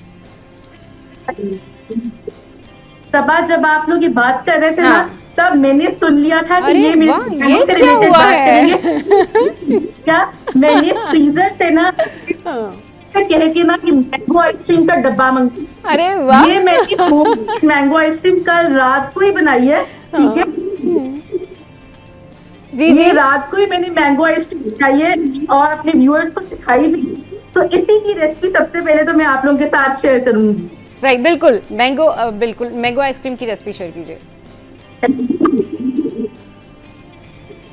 अच्छा, सबसे पहले सबा, क्योंकि मैंगो सीजन में इन है, हम सबका फेवरेट है, फलों का बादशाह है आम, ठीक है। तो आपने क्या करना, सिर्फ 3 इंग्रेडिएंट से आइसक्रीम बनेगी, जो कि मैंने रात को ही बनाई है। सबसे पहले आपने क्या करना है, आपने अच्छे खुशबूदार आम लेने, बेशक आप लोग सहारनील आम ले लें, बेशक आप चौसा ले लें, बेशक आप सिंदरी ले लें, ठीक है। तीनों आम में से आप कोई से भी आम लेंगे। आपने लेना है आधा किलो आम। आम को आपने पील करना है। पील करने के बाद मोटे मोटे क्यूब काट के विदाउट वाटर आपने उसको ब्लेंडर जग में पेस्ट बना लेना है। वो जो मैंगो प्यूरी बन जाएगी वो आपने साइड पे रखनी है। अब आपने लेना है सेकंड इंग्रेडिएंट, जो कि है हमारी है व्हिपिंग क्रीम। इजीली मार्केट में अवेलेबल है, हर ब्रांड की अवेलेबल है। व्हिपिंग क्रीम आपने लेनी है और साथ कंडेंस मिल्क लेना है आपने। अब आपने क्या करना है, बनाने का तरीका क्या है, आपने सबसे पहले हैवी व्हिपिंग क्रीम को 500 ml आपने हैवी व्हिपिंग क्रीम लेनी है और उसको आपने जो है वो जरा सा बीट करना है कि वो फ्रॉथी हो जाए। नहीं, वो फ्रॉथी हो जाएगी, जो मैंगो प्यूरी हमने बनाई हुई थी वो मैंगो प्यूरी हम इसके अंदर ऐड करेंगे। साथ हम उसके अंदर ऐड करेंगे 1/4 कप के जितना condensed milk, half teaspoon mango essence और half teaspoon yellow food colour. जरा सा बीट करेंगे। बीट करने के बाद आपने जो है इसको एयर टाइट कंटेनर में रखना है और फ्रीजर में डाल देना है तकरीबन 1 दिन के लिए। ओवरनाइट आपने मैंगो आइसक्रीम को फ्रीज करना है और आपकी ये जो जबरदस्त सी मैंगो आइसक्रीम है ना, वो बिल्कुल रेडी हो जाएगी। मैं तो आज एंजॉय करूंगी। अगर आप लोग एंजॉय करना चाहते हैं, सिर्फ 3 इंग्रेडिएंट्स हैं, मैंगो प्यूरी, व्हिपिंग क्रीम और कंडेंस मिल्क। एंजॉय करें, बनाएं और अपने घर वालों को भी खिलाएं। ज़बरदस्त, क्या आपने रेसिपी शेयर की है। और अब क्योंकि वीकेंड शुरू हो जाता है लोगों का, ज़ाहिर सैटरडे है, आगे संडे है, तो उसमें लोग जो है ये मैंगो आइसक्रीम घर बैठे ही बना सकते हैं। ये ज़बरदस्त आपने जो रेसिपी है वो शेयर की है। अच्छा वजीहा, सीज़न गर्मियों का है, हमने ये भी बात कर ली कि ज़्यादा से ज़्यादा दही का इस्तेमाल करना चाहिए, मैंगो आइसक्रीम के हवाले से भी हमने बात कर ली। मशरूबात में ऐसे कौन से मशरूबात हैं जिनको आप घर में बना सकते हैं, उससे आपको एनर्जी भी मिलती है, आपकी स्किन के लिए भी अच्छा है और साथ साथ आपकी सेहत के लिए भी अच्छा है, हाजमा भी करता है। तो ज़रा बताइए कि ऐसे कौन से मशरूबात हैं, ऐसी कौन सी जो है वो रेसिपीज़ हैं उनकी कि वो लोगों को जो है वो फ़ायदा देती हैं, हाजमा भी बेहतर हो जाता है उनका। सबा, आजकल ना बहुत ज्यादा गर्मी हो रही है और डिहाइड्रेशन बहुत ज्यादा हो रही है, पसीना बहुत निकल रहा है, एनर्जी जो है ना ऐसे हम डाउन हो जाते हैं बिल्कुल, क्योंकि बहुत गर्मी है, हर वक्त एसी नहीं लग रहा होता और बहुत से ऐसे लोग हैं जो एसी अफोर्ड करते भी हैं। हाँ। तो जो हम ठंडा 3 डे, मैं आपको ना 2-3 मशरूबात की रेसिपी देती हूँ। सबसे पहले तो ना आपने लेमन वाटर अपने पास बना के रख लेना है। उसमें चीनी मत ऐड करें, सिर्फ पानी के अंदर लेमन स्क्वीज करके आप जो काला नमक ऐड करके उसको फ्रिज में रख लें। सिर्फ को पीते जाएं, आपको सारा दिन में एक तो हाइड्रेशन भी मिलेगी, आपकी बॉडी डिहाइड्रेटेड भी नहीं रहेगी। तो लेमन वाटर अपनी जिंदगी में आप जो है वो इस्तेमाल करना स्टार्ट करें। उसके बाद आपकी स्किन के लिए मैं आपको बहुत ही शानदार एक डिटॉक्स वाटर की रेसिपी दूंगी, जो कि आपको हाइड्रेटेड भी नहीं रखेगी, आपको हाइड्रेटेड भी रखेगी, आपकी स्किन ग्लो करेगी, आपको लेथार्जिक फील भी नहीं होगा। तो बहुत ही अच्छी डिटॉक्स वाटर की मैं आपके साथ रेसिपी शेयर करती हूँ। जी बिल्कुल कीजिए, बिल्कुल कीजिए। अच्छा, आपने क्या करना है, आपने लेना है एक बड़ा सा जग, उस जग के अंदर आपने डालना है ओवरनाइट, ठीक है। ओवरनाइट ये प्रोसीजर करना है। एक जग के अंदर आपने भर के पानी लेना है। पानी के अंदर आप ऐड कीजिए थोड़ा सा पुदीना, आधी इंच अदरक का टुकड़ा, एक चुकंदर आपके स्किन के लिए, बालों के लिए, गट हेल्थ के लिए बहुत अच्छी है। चुकंदर ऐड करेंगे मोटे मोटे पीसेस में काट के, और अब लेमन ना आपने बस कट करके उसके अंदर ऐड कर देना, ठीक है। और आधी इंच का दालचीनी का टुकड़ा वो ऐड करके आपने उसको जग को कवर करके फ्रिज में रख देना है ओवरनाइट। नेक्स्ट डे ये जो है उसी पानी को इस्तेमाल करना है। जब भी आपने पानी पीना है, आपने वो जो डिटॉक्स वाटर है ना, वो आपने कंज्यूम करना है। आप यकीन करें, आप पूरा दिन अगर लेथार्जिक एक दफा भी फील किया ना आपने मुझे आके कहना है, आपको इतनी एनर्जी मिलेगी, आपकी बॉडी में ताकत रहेगी, आपके टॉक्सिन्स निकलेंगे, आपकी जो मेटाबॉलिज्म है वो बिल्कुल तेज होगा। तो ये बहुत ही अच्छी रेसिपी है डिटॉक्स वाटर की, जो मैंने आप लोगों के साथ शेयर की है। सही, बड़ी ज़बरदस्त रेसिपी आपने जो है वो शेयर की है, और ये स्किन के लिए भी वाकई बड़ी बेनिफिशियल है। अच्छा वजिया, ये बताइए कि एनर्जी लो हो जाती है और लोग ऑफिस जा रहे होते हैं, स्पेशली लड़कियाँ गर्मियों में चलते फिरते, यानी कि ऑफिस जाते आते थोड़ा सा काम किया, फिर बैठ गए, फिर थोड़ी सी हल्की फुल्की भूख लगी, तो वो क्या ऐसी चीज़ें हैं जो खा सकती हैं? घर से सैलेड बना के ले जाएं, या ऐसी कौन सी डिश है जो कि स्पेशली ख़वातीन जब उनका बीपी लो होता है या एनर्जी लो होती है, चाहे वो ऑफिस गोइंग हो या फिर वो घर पे हो, तो वो सैलेड बना के खा सकती हैं? उसकी क्या रेसिपी है? अच्छा सबा, सबसे पहले सैलेड की रेसिपी मैं आपको देती हूँ, लेकिन कुछ चीजें जो आपने अपने बैग पे रखनी है, ताकि जब भी आपको थोड़ा सा लो फील हो ना, वो आप बस बैग से निकाल के मंचन कर लें। हाँ बिल्कुल। सबसे पहले ना नट्स। सबा, बेशक गर्मी है, बेशक सर्दी है, आपने हैंडफुल इसमें बादाम हो, वजिया बिल्कुल I agree with you, but क्या होता है कि लोगों को ये बात समझ में नहीं आती है। अभी जिस तरह से हमने बात की है ना कि चलते फिरते आते जाते ऑफिस गोइंग या बाहर वर्किंग वुमेन्स जो हैं वो अपने बैग में अगर नट्स रख लें तो उनको फ़ायदा होगा, लेकिन वो ये कहते हैं नहीं गर्मियों में तो हम नहीं नट्स का इस्तेमाल करते, इससे हमें मैदे में गर्मी हो जाती है, हमें प्रॉब्लम हो जाती है। तो ज़रा ये मिथ्स क्लियर कीजिए। अरे सबा, यही मैंने आपको बताया। ये बात थी कि मैंने आपको बताया कि आपने लेना है नट, लेकिन भीगे हुए, ठीक है। सर्दियों में ना आपने ऐसे नट्स लेने हैं जिसमें वॉलनट्स हो गया, कैशनट हो गया, बादाम हो गया, वो ऐसे ही आपने खा लेने हैं। लेकिन गर्मी ठंडक तासीर कैसे मिलेगी आपको? आपने बादाम लेने हैं, 7 वॉलनट्स लेने हैं, 2-3 लेने हैं यानी किशमिश, और 1 से 2 काजू लेने हैं। इसको आपने इतना सोक कर देना है। सोक करने के बाद क्या होगा कि उसकी जो गर्माहट है ना, ये मिथ है कि हम गर्मी लगेगी, हमारा मैदे में जलन हो जाएगी, बहुत दांत लग जाएंगे। सर्दियों में जो है वो नट्स खाते हैं, गर्मियों में नहीं खाते। गर्मियों में आप लोग भिगो के खाने हैं। उससे क्या होगा कि उसकी तासीर ठंडी हो जाएगी, और जो है ना उसकी जो गर्माहट है ना वो निकल जाएगी। ठंडे पानी में भिगो के वजीहा? जी बिल्कुल, ठंडे पानी में ओवरनाइट आपने भिगो देना है, फ्रिज में रख दें। सही, फ्रिज में ठंडे ठंडे वॉलनट्स होंगे वो, और साथ एक अंजीर भी ऐड कर लें। अंजीर से क्या होगा कि आपको एक तो ताकत मिलेगी, अगर आपका शुगर लेवल लो हो रहा है तो अंजीर आप खाएंगे तो इंस्टेंट आपको बूस्ट मिलेगा। तो गर्मियों में आपने नट्स को भिगो के खाना है, और सर्दियों में नट्स आपने वैसे ही खा लेंगे।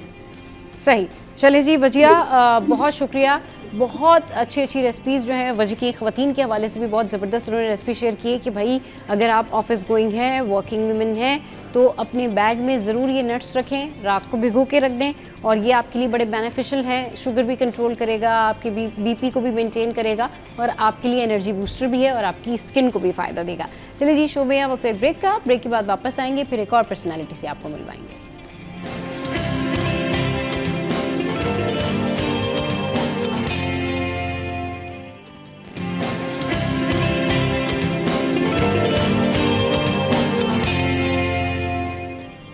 Welcome back. तो आज अहम मौजू के ऊपर हम डिस्कशन करने जा रहे हैं। हमारा जो आज का मौजू ख़ास है वो है कि जी लोग पता नहीं किस मजबूरी से, किस परेशानी से या किस वजह से जो है तंग आकर जब ऐसे लोगों के पास जाते हैं जो उन्हें मिसगाइड करते हैं, जो उनके लिए बल्कि पॉजिटिव होने के बजाय नेगेटिव हो जाते हैं और उनको लूट लूट के उनसे सामान मंगा के उनके पैसे खा के जो है वो बैठ जाते हैं। फिर वो लोग एक के बाद दूसरे लोगों के पास जाते हैं। मैं बात कर रही हूँ जाली आमिल के हवाले से, जो कि आपको बहुत ज़्यादा नज़र आता है। दीवारों पर भी, वॉल चॉकिंग पर भी आपको लिखा हुआ नज़र आता है, फ़लाना जो है ना वो शख्स फ़लाना ये कर लें वो कर लें, महबूब आपके कदमों में, और पता नहीं क्या कुछ।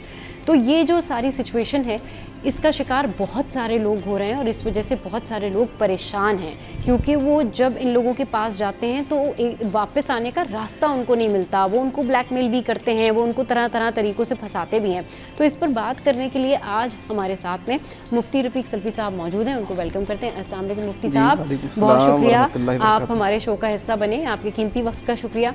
मुफ्ती साहब, आज का जो मौजू है वो मौजू बहुत ज़्यादा इम्पॉर्टेंट है। वो इसलिए कि लोगों को ये कैसे बताया जाए कि जब वो जाली आमलीन के पास जाते हैं और उनसे कोई भी अपनी बात बताते हैं या परेशानी बताते हैं तो उल्टा उसका उनको नुकसान होता है, कभी कोई फ़ायदा नहीं होता। और ये जाली आमिल जो हैं लोगों को कैसे लूट रहे हैं। नहमदुहु व नसल्ली अला रसूलिहिल करीम, अम्मा बाद। वाकई आपने बहुत अहम मौजू और टॉपिक का इंतखाब किया है। ये वक्त की ज़रूरत भी है, हाँ। क्योंकि लोगों को मालूम नहीं होता और लोग अदम मार्फत की बिना पर उनके हथकंडे में आते हैं, उनका शिकार हो जाते हैं। जाली आमिल सिर्फ पैसे ही नहीं लूटते बल्कि इज़्ज़त भी, ईमान भी, और इससे घरों का सुकून भी बर्बाद हो जाता है। मौजूदा सूरत हाल में अपने इलाके, अपने पाकिस्तान की बात करें, हर गली में हर जगह पर एक ही चीज़ लिखी होती है, आपके मसले का हल एक तवीज़। एक तवीज़ से सारे मसले हल हो जाएंगे। हर जगह पर, हर गली में कोई बाबा बैठा है, कोई आमिल बैठा है और वहाँ जम्मे गफ़ीर है। वो कहता है बीमारियों का हल भी मेरे पास है, नौकरी का भी मसला मैं हल करूँगा, तलाक का, शादियों का, वगैरह वगैरह। तो बहुत से लोग, बिलखुसूस ख़वातीन इसका निशाना बनती हैं और बिलउमूम आम लोग भी इसका निशाना बन जाते हैं। अच्छा, हमें सोचना चाहिए, हमें जाते हुए कम से कम इतनी तो मार्फत होनी चाहिए, हम जाली आमिल और असली आमिल में फ़र्क रखें। जाली असली आमिल कभी आपको अल्लाह से दूर नहीं करता। असली आमिल कभी आपसे पैसे नहीं मांगेगा। असली आमिल कभी आपको ये नहीं कहेगा कि ये बात किसी को मत बताना। असली आमिल कभी ये नहीं कहेगा खातून को कि आप मुझसे तन्हाई में मिलें। असली आमिल इस तरह नहीं कहेगा कि आप कुरान उल्टा लिखें। असली आमिल कभी आपसे खून, हड्डी और गंदी चीज़ें नहीं मंगवाएगा। तो जहली आमलियों की निशानियाँ वाज़ेह हैं, इसके बावजूद हमारे लोग बेचारे सादा तबीयत के लोग हैं और इनके हथकंडे में हैं। और उन्हें गारंटी के साथ सबसे बड़ी निशानी जो जहली आमिल की है, वो गारंटी के साथ ये बताता है कि हर मसले का हल मेरे पास है। अगर ना हो 100% हल होगा, अगर ना हो तो आपके पैसे वापस हैं। यानी वो गैब का दावा करता है कि मैं ये काम करूँगा, तो ये उसके जेली होने की निशानी है। और जो हकीकी तौर पर आपको सही मायने वो कहता है भाई मैं दुआ करूँगा, मैं आपके लिए दम करूँगा, शिफा देने वाला अल्लाह की ज़ात है। हाँ। वो दावा नहीं करता, जबकि जाली आमिल वो हमेशा दावा करता रहता है। फिर ना मुनासिब कीमत का मांगना, ना मुनासिब मुतालबों का। अब ये कैसा मुतालबा? इस्लाम ने कहा है कि औरत जो है पर्दा है, फिर तन्हाई में उसको कहना मुझसे तन्हाई में मुलाकात करें। ये तो यानी आप अंदाज़ा करें, और ये आमिल कर रहे हैं। इसी तरह जब भी कोई जाता है ख़ास तौर पर जेली आमिलों के पास, वो खौफ ज़्यादा करते हैं। आप पर तो काला जादू हो गया, आप पर तो आसेब हो गया, आप पर तो कब्र का तवीज़ हो गया। बस आपकी ज़िंदगी के सिर्फ 3 दिन खौफ फैलाता है। और फिर गंदे तवीज़ माशरे में, जैसे मिसाल के तौर पर मैंने जिक्र किया, खून, हड्डी और नापाक चीज़ों से लिखना, शिरकी अल्फाज, ये सारे वो मौजूद हैं। और सबसे जो निशानी है वो कहेगा ये बात किसी को बताना नहीं। अगर बताओगी तो आप पर तवीज़ या आप पर दम उल्टा असर करेगा, बजाय असर होने के आपका काम ख़राब हो जाएगा। लिहाजा उसको खौफ ज़्यादा करता है। हर मसले का हल उसके पास एक ही तवीज़ है।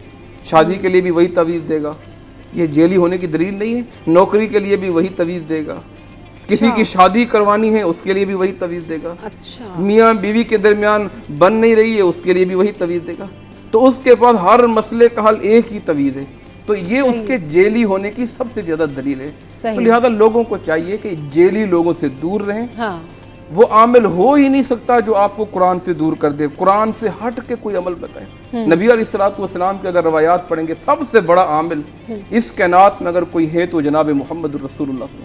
आप सल्लल्लाहु अलैहि वसल्लम लोगों को अमल की तरगीब दिलाते हैं। आप सल्लल्लाहु अलैहि वसल्लम दम किया करते, दम करना साबित है। आप सल्लल्लाहु अलैहि वसल्लम लोगों के ऊपर शफकत किया करते, कुरान और हदीस बताया करते, हमारे सामने हैं। तो लिहाजा मैंने आप कितनी चीज़ें आपको बताई हैं, सबब हैं। आप देखें आपके इर्द गिर्द क्या ये निशानियां मौजूद हैं? क्या ऐसे पीर नहीं हैं जो तन्हाई में ख़वातीन से मुलाकातें करते हैं? क्या ऐसे आमिल नहीं हैं जो कहते हैं हमारा एक ही तवीज़ सारे मसलों का हल है? आपको नजर आएंगे बिल्कुल। यानी जितनी निशानियां मैंने बताई हैं ये मौजूद है मुआशरे में। सही। और वो फिर राज हर मुआशरे में क्या पूछेंगे? अपनी माँ का नाम बताएं, आप अपनी माँ की तस्वीर दें। अच्छा। ये कौन सा चीज़ है? यानी मैं हिसाब किताब लगाऊंगा, लिहाजा अपनी माँ का नाम बताएं। आप किसी भी आमिल, जेली आमिल से अल्लाह हमें बचाए, तो वो सबसे पहले कहेगा अपनी माँ का नाम बताएं। और ये माँ का पूछना, ये तो कहानत है ना। वो फिर कहेगा मैं आपका हिसाब लगाऊंगा। अच्छा, आपकी माँ जिंदा है तो लेके आए, अगर अल्लाह को प्यारी हो गई है, अल्लाह ना करे तो आप जो है ना उसकी तस्वीर कहीं से देखें, तो ताकि मेरा काम और आसान हो जाए। तो ये हमारे लोगों को चाहिए कि इनसे बचें। रूहानी और शरई इलाज शरीयत ने जो बताया है उसके मुताबिक अमल करें। अब शरीयत ने पिछला आपको जो हमने जिक्र किया सूरह बकरा, बिल्कुल कितना बेहतरीन इलाज है।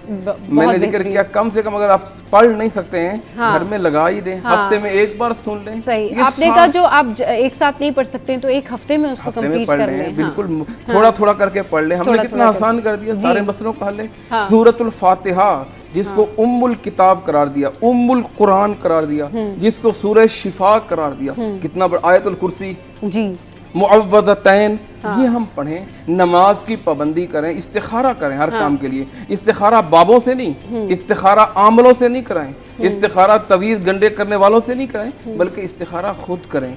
खुद सीखना चाहिए। और इसी तरह सदका, ये वो रूहानी चीज़ें हैं। इसी तरह अजवा का अल्लाह के रसूल ने फरमाया, इसमें अल्लाह ने शिफा रखी है। इसी तरह जमजम, जो चीज़ें हमें शरीयत ने बताई हम उससे दूर हो गए, और जिस चीज़ ने शरीयत से रोका हमने उस पर यकीन करना शुरू कर दिया। जमजम के बारे में क्या फरमाया कि माउ जमजम लिमा शुरिब लहू, जमजम जब भी आप पी रहे, जो दुआ कर रहे हैं अल्लाह कबूल कर देते हैं। आप ये इस्तेमाल करके देखें, सदका दे के देखें। तो लिहाजा ये रूहानी चीज़ें हैं जिनमें 100% हमें यकीन होना चाहिए कि कुरान में अल्लाह ने शिफा रखी। अल्लाह क्या फरमाते हैं? वनुनज़्ज़िलु, हमने कुरान में जो भी नाजिल किया है मा हुवा इल्ला, इसमें अल्लाह ने शिफा रखी है, उसमें अल्लाह ने खैर रखी है। तो लिहाजा जेली आमलों से बचें। ख़वातीन से दरख्वास्त करूँगा आपके प्रोग्राम के तवस्सुल से, जो आपको ये कहे कि ये बाना किसी को नहीं, तवीज़ उल्टा असर करेगा, तो वो जेली आमिल है। जो आपको ये कहे कि तन्हाइयों में आप मुलाकात करें, तो वो असली आमिल नहीं हो सकता। इस्लाम ने इसे मना फरमाया, वो जेली है। जो ये कहे कि खून हड्डी पता नहीं कैसी क्या चीजें मंगवाते हैं कि अकल दंग रह जाती है। और खवातीन जब इनके पास जाती हैं तो फिर वो बहुत ज़्यादा परेशान हो जाती हैं, उनको ब्लैकमेल भी कर रहे होते हैं। चलिए जी, एक ब्रेक लेते हैं, ब्रेक के बाद वापस आएंगे तो गुफ्तगू को जो है वो कंटिन्यू करेंगे। आप हमें कॉल भी कर सकते हैं, और अगर आपका कोई सवाल है तो आप पूछ सकते हैं। एक ब्रेक के बाद दोबारा हाजिर होंगे।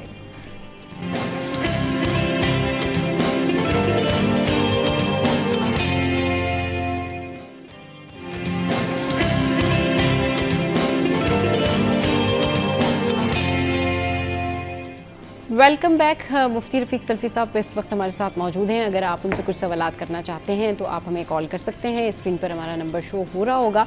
अच्छा, हम बात कर रहे हैं जाली आमलीन के हवाले से, और इसकी जो कॉज है ना मुफ्ती साहब, वो यही है कि लोग परेशान हैं। घरों में बेरोज़गारी है, घरों में लड़कियां बहनें बैठी हुई हैं जिनकी शादियां नहीं हो रही हैं, कई ऐसे हैं जिनके जॉब्स के इशू हैं, कई लोग जो हैं वो कर्ज़े में फंसे हुए हैं, किसी पे कोई परेशानी है, किसी पे कोई परेशानी है, तो वो ये सोचती हैं, ख़वातीन स्पेशली, कि चलें जी हम घर में किसी को बताते नहीं हैं, और किसी ने किसी से सुना और फिर वो जो है वो किसी जाली आमिल के पास पहुंच गई, और फिर उसके बाद जब वो एक दफ़ा वहाँ पहुंच जाती हैं तो वो फिर उनको ब्लैकमेल भी करना शुरू कर देते हैं, क्योंकि वो डेफिनेटली अपने घर में बताकर तो नहीं आई होती हैं, तो उनके साथ फिर ये सारा प्रॉब्लम होना शुरू हो जाता है।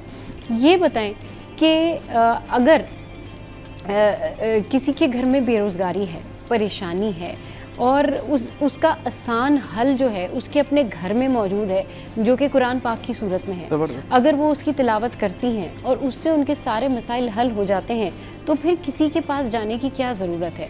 तो ऐसी कौन सी दुआएं हैं जिनको पढ़ने से लोगों की मुसीबतें दूर हो जाती हैं। लोग अगर कर्ज़े में फंसे हैं तो वो उनको कर्ज से निजात मिल जाती है। अगर किसी का रिश्ता नहीं हो रहा तो रिश्ते हो जाते हैं। कोई बेरोज़गार है तो बेरोज़गारी दूर हो बहुत जाती अच्छा आपने सवाल किया।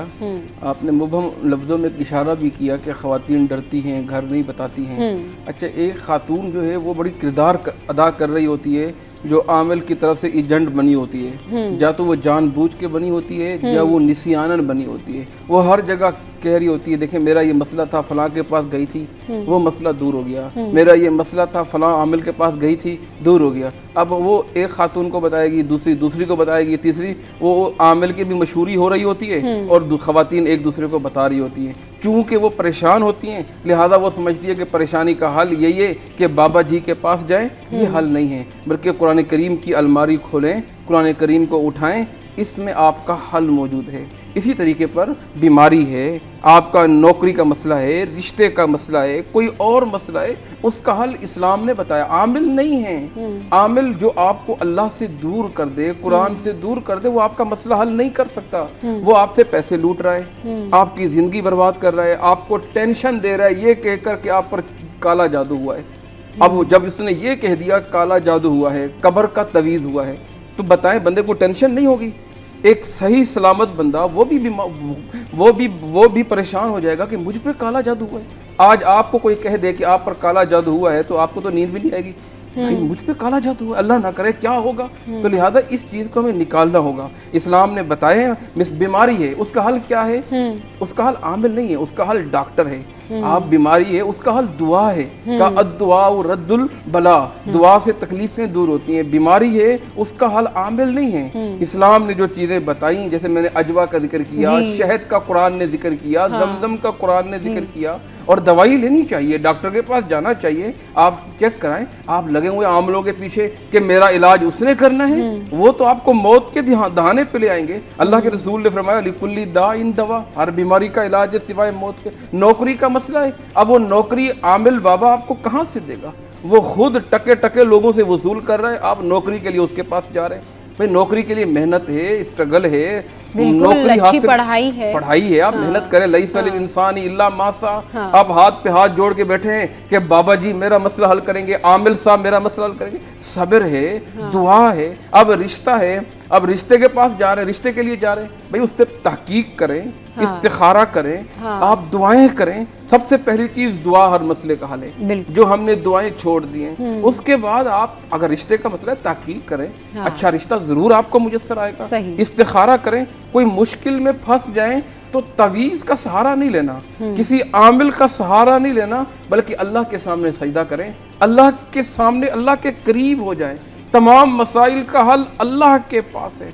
जैसा मैंने जिक्र किया, और आपने बड़ा खूबसूरत सवाल किया कि वो कौन सी चीज़ें हैं कि हम वो पढ़ें, या वो कौन सी दुआएं हैं कि हमारे मसाइल हल हो जाए।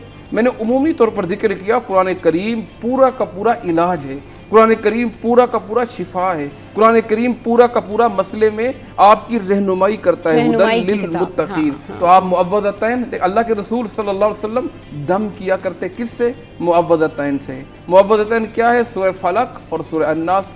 उस वो पढ़कर आप फूका करते, आप फूकिए, अपने बच्चों पे फूकिए, अपने ऊपर खुद दम कीजिए। अल्लाह के रसूल अपने ऊपर खुद भी दम करते थे और सहाबा इकराम पर भी दम किया करते थे। आयतुल कुर्सी कितना बेहतरीन ख़जाना है, अल्लाहु ला इलाहा इल्ला। और अल्लाह आप पढ़ें तो इसी तरह आपने रिज़्क़ के मुतालिक भी एक सवाल किया कि रिज़्क़ में तंगी हो, परेशानी हो, बाद औक़ात ऐसा लगता है कि जेब खाली खाली है, सारे खज़ाने सब चीज़ें बंद हो गई हैं। उसका हल भी रखा है कि आप इस्तिग़फ़ार पढ़ें। मैं चंद चीज़ें जिक्र कर लेता हूँ। सूरतुल वाक़िया नबी अलैहिस्सलाम की हदीस से शुअबुल ईमान के अंदर, जो रात को रोज़ाना पढ़ ले अल्लाह ताला गैब से रिज़्क़ के ख़ज़ाने खोल देते हैं। अब कितनी बड़ी बात, सूरत इज़ा वक़अतिल वाक़िया छोटी सूरत है, इतनी तवील नहीं है, उसे पढ़ना शुरू कर दें। इसी तरीके पर इस्तिग़फ़ार, जैसा हमने पिछली दफ़ा भी जिक्र किया था, आप 100 दफ़ा सुबह पढ़ें, 100 दफ़ा शाम को पढ़ें। खातून किचन में है, इस्तिग़फ़ार पढ़ती रहे, अस्तग़फ़िरुल्लाह व अतूबु इलैह। आप देखें कैसे रिज़्क़ के ख़ज़ाने खुलते हैं। इसी तरह तकवा और तवक्कुल, मैं यत्तक़िल्लाह यजअल लहू मखरजा, जो अल्लाह से डरता है अल्लाह सारी तंगियां दूर कर देते हैं। व यरज़ुक़हू, अल्लाह वहाँ से रिज़्क़ देते हैं, मिन हैसु ला यहतसिब, जहाँ से इंसान को गुमान भी नहीं होता। शर्त ये कि तकवा हो, तवक्कुल हो और अल्लाह से इंसान अपना लो लगाए, अल्लाह से मांगे। आमिल आपके लिए नौकरी का बंदोबस्त करे, आमिल आपके लिए रिज़्क़ का, ये हो नहीं सकता। तो लिहाजा सबसे पहली चीज़, हाँ मैं आमिल की नफ़ी नहीं करता आपके शो में कि आमिल नहीं है, असली और जेली की पहचान कीजिए। बिल्कुल, आपका सवाल यही था जेली आमिलों से कैसे बचें। जेली आमिल, असली आमिल कभी आपसे पैसे का मुतालबा नहीं करेगा। असली आमिल कभी ये नहीं कहेगा तन्हाई में मिले। असली आमिल कभी ये नहीं कहेगा कि माँ का नाम बताएं, माँ की तस्वीर लेके आए। असली आमिल कभी ये नहीं कहेगा 100% मैं करता हूँ। सही, कभी ये नहीं करेगा कि मैं चर्चा अपना कि मैंने ये किया, मैंने अच्छा, ये किया। मुफ्ती साहब एक कॉलर ने हमें ज्वाइन किया है, उनसे बात करते हैं। अस्सलाम वालेकुम, कौन बात करे, कहाँ से? अस्सलाम वालेकुम, आपको आवाज़ आ रही है? चलिए जी, कॉलर हमारे साथ थे, उनको रिकनेक्ट करने की कोशिश करते हैं। जी आप जी, मैं कह रहा था जेली अमलों का काम ये होता है डराओ, लूटो। पहले वो डराते हैं कि भाई आप तो मरने के करीब हैं, आप पर तो इतना काला जादू हुआ है कि आपका अब इसका हल कोई नहीं है सिवाय इसके कि आप हमारे पास आ गए, तो लिहाजा आपके पास सिर्फ 3 दिन है। आप 3 दिन के अंदर अंदर हमारे से रुजू कर लें, वरना आप गए। हत्ता कि आप पर तो कब्र का तवीज़ हो गया। ये है डराओ और लूटो की पॉलिसी पे अमल करते हैं। तो लिहाजा हमने इसके हथकंडे में नहीं आना। और फिर आजकल तो और हिसाब, आजकल तो गूगल बाबा भी चल पड़े हैं, मोबाइल पे हिसाब लगा रहे होते। अच्छा, ओ आपकी गूगल बाबा, हाँ वो हिसाब मोबाइल पे लगाएंगे, कहेंगे आपका शोहर परेशान है, आपका शोहर आपको तंग करता है। अब खातून मोबाइल देख रहे होंगे, खातून कहेगी जी, वो भी हैरान होगी कि बाबा जी को कैसे पता। ओह आप तो सही फरमा रहे हैं, ओह वाकई मेरा शोहर तो मुझसे बनती नहीं है, आप तो बिल्कुल सही फरमा रहे हैं। तो वो कहानत कर रहे होते हैं, वो आपकी दिमाग से खेल रहे होते हैं। जब आप पहले उनको मसला बताते हैं ना, वो अखज़ कर लेते हैं। इसीलिए अल्लाह के रसूल ने फरमाया था कि मन अता अर्राफन औ काहिनन, जो किसी नजूमी के पास जाता है, किसी काहिन के पास जाता है, अल्लाह ताला 40 दिन तक उसकी इबादत कबूल नहीं करते। ये कहानत नहीं है कि वो आपको गैब की खबरें दे रहे हैं। आपके ओहो बिल्कुल सही फरमाया आपने, आपने बिल्कुल ठीक कहा कि मेरी नंद से नहीं बनती, आपने बिल्कुल ठीक कहा कि मेरी सास से नहीं बनती।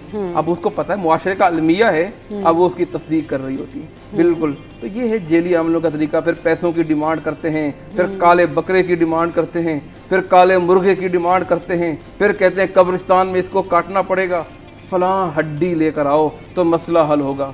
तो ये फिर चक्रों में पढ़ते कभी तो यहाँ तक कहते हैं 40 दिन का चिल्ला काटो, और कभी वो खातून को कह रहे होते हैं आप जाएं चुपके से काला मुर्गा लेके जाएं, रात को 10 बजे कब्रिस्तान जाना है और वहाँ जाके। तो ये चीज़ें इस्लाम के खिलाफ हैं। अपना ईमान भी बचाएं, अपनी इज्जत भी बचाएं, अपना सुकून भी बर्बाद ना करें, इन जेली आमलों के हथकंडे में ना आए। सही, चलिए जी, बहुत शुक्रिया मुफ्ती साहब, आपने अपना कीमती वक्त हमारे शो के लिए निकाला, स्टूडियो से तशरीफ लेकर आए।